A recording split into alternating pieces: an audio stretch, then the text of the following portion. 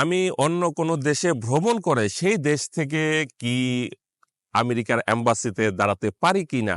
যদি আপনি অন্য কোনো দেশে ভ্রমণ করতে গেছেন, অর্থাৎ চলে গেছেন অন্য কোনো দেশে, সেই দেশে থেকে আপনি এখন আমেরিকার এম্বাসিতে, অর্থাৎ আপনি আমেরিকা আসতে চান, দাঁড়াতে চান, সেজন্য আপনি যে দেশে গেছেন সেই দেশের এম্বাসিতে, আমেরিকান এম্বাসিতেই মনে করেন, যদি আপনাকে তারা কোনো ডেট দিয়ে থাকে বা তারা যদি আপনার আবেদন যদি অ্যাকসেপ্ট করে, তাহলে আপনি যে কোনো দেশ থেকেই আপনি দাঁড়াতে পারেন। তবে সেই ক্ষেত্রে আমার অ্যাডভাইস হলো যে অন্য কোনো দেশ থেকে কেউ যদি দাঁড়াতে চায়, তখন হয়তোবা সেই দেশ অ্যাকসেপ্ট করে না, অর্থাৎ আমেরিকান এম্বাসি অ্যাকসেপ্ট করে না।